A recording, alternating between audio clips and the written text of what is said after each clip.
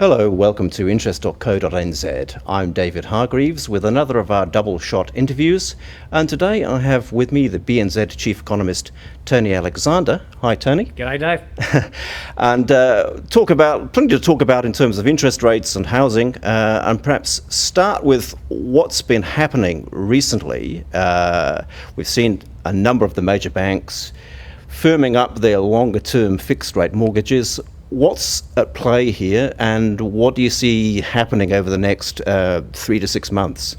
Okay, two main things affecting those long rates in particular. One is an expectation in the marketplace that the Reserve Bank will be raising interest rates probably in the first half of next year, and so partly the fixed interest rates reflect expectations for the floating rates. And if you think, for instance, interest rates are going to be cut, then you'll actually get the fixed rates lower, that inverse yield curve. So partly it's that. But the big driving force over the past few months with these fixed rates going up is the increased cost to us banks of borrowing the money because of increased interest rates overseas. And one of the benchmarks you could take there would be, say, the United States 10-year government bond yield. It's currently sitting at around about 3%, but if you go back 2 or 3 months, you were looking at it around 1.7%.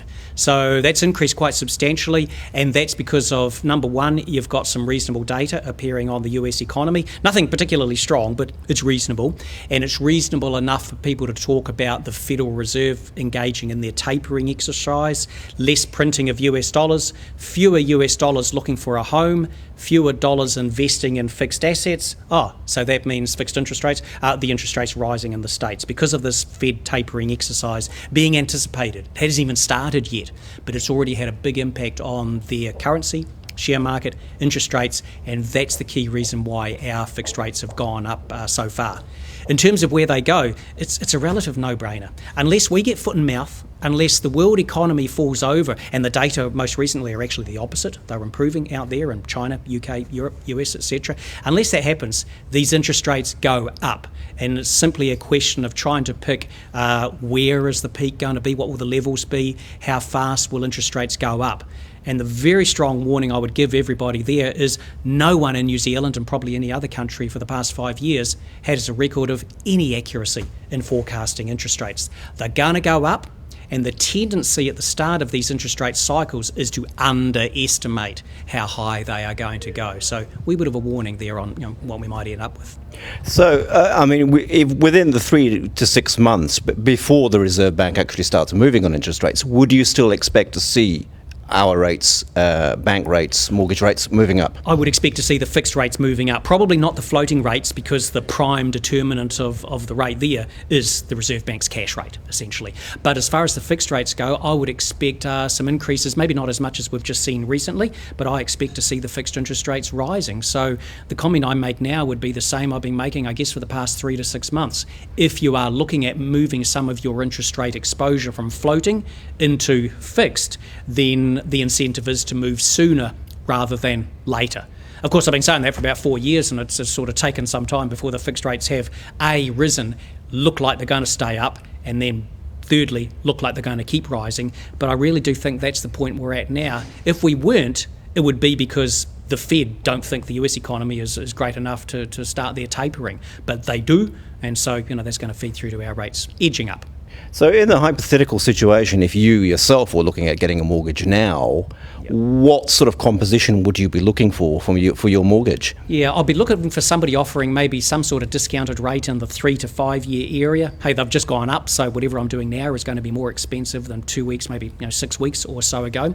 I would still be looking to have a good portion on a mixture of floating, sort of 6, 12, 18 months fixed, because that's where the banks are concentrating their competition. You get some nice low interest rate there, concentrate on paying down your principal, but I would want some security against what might happen this cycle. 2 year is not fixing at all. There's a tiny amount of security bought there. You need to be looking at maybe moving a third of your mortgage towards a 3 to 5 year area. You're going to be paying more to do that, but it's like an insurance premium against the Reserve Bank having to tighten aggressively further out. We don't think they're going to have to, but that's exactly what we thought in sort of 2003-04 as well, and they ended up having to move a long way. Now, the RBNZ are moving on these limits on high LVR lending. from October the 1st. They have said that they're expecting to curb house price inflation by anything between 1 percentage point and 4 percentage points. So if you take the midpoint there, 2.5 percentage points, they think they can trim off house price inflation. Do you think that's believable?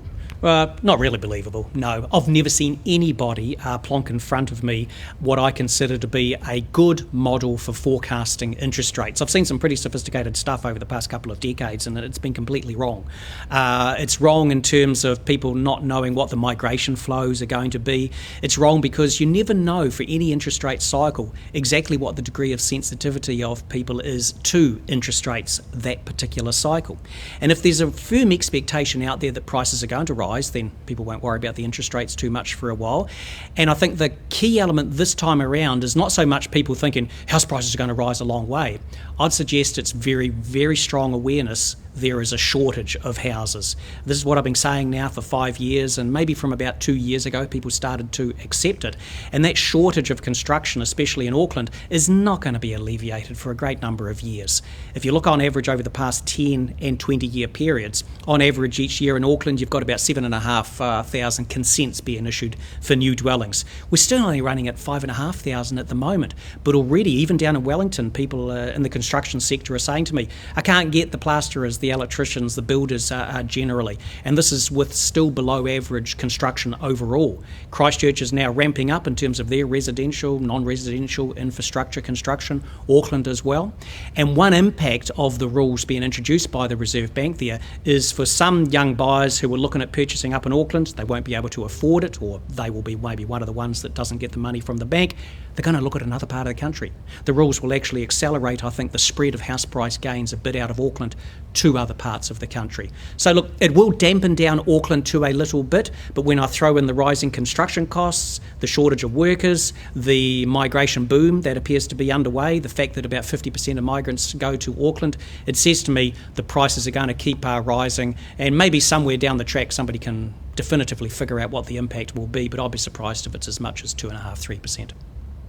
Yeah, I mean, so do you think, I mean, the Reserve Bank's talking about inflation topping out at around 2.2%. Do you think that with this new Auckland Housing Accord we've got and the drive to try and get 39,000 new houses in Auckland in 3 years, which is a heroic target, let's face it, the drain on resources and that's going to throw up, as you say, don't you think inflation is going to get that much worse? Inflation, the risk is it goes higher, I think, than what the Reserve Bank have got there for the moment, because the resources simply are not going to be there.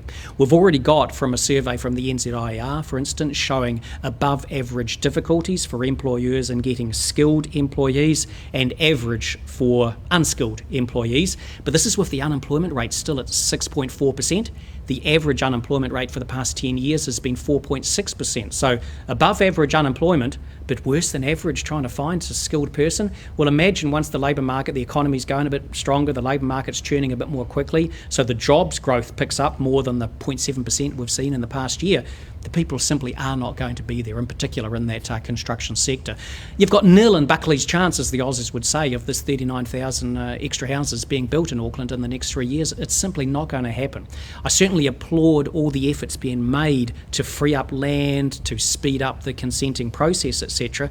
But in some regards, freeing up land, it really won't make much difference, because you might have more land available. That doesn't do anything at all to change the deficiency of availability of the builders, of the surveyors, the engineers, the drain diggers, etc. That will be a key constraint. It'll push inflation up, and the Reserve Bank have explicitly said they'll be monitoring the extent, not just to which house prices rise, but that construction costs rise and how that feeds through to the rest of the economy. The risk is more than they're thinking. The risk is that interest rates, are going to have to be given a wallop by the Reserve Bank. Maybe not so much next year, maybe 2015 and 16. Yes. So in terms of the Reserve Bank talking about 10% perhaps upper limit for house price inflation peaking at, do you buy that? History would certainly say no, you're probably going to peak at something greater than that. But look, every interest rate cycle, economic cycle, housing cycle is different. The unique aspect of this one is obviously the Christchurch factor there is unique, the biggest construction project the country has ever seen. But also it is the shortage of housing up in Auckland, and how people will react to that shortage. And in particular, if people are strongly of the opinion the shortage is there, the shortage is going to continue, they're going to remain willing to borrow money and try and buy a property as soon as they can, even as the interest rates go up. So that shortage element in Auckland is the new thing. And I'd suggest in particular a rising awareness over time of the shortage isn't going to disappear, is it? We've been looking at a shortage in Australia now for about 8 or 9 years, and it is also getting worse. People now in the UK are talking about a shortage over there, pushing house prices up in more than just London, for instance. So in some regards, much as people's mindset is in terms of, but look at all the places they built in Spain and Portugal and Ireland and the US, etc. No. Many parts of the world are moving to a sustained housing shortage situation, and that's going to be it for the entirety of this housing cycle in New Zealand.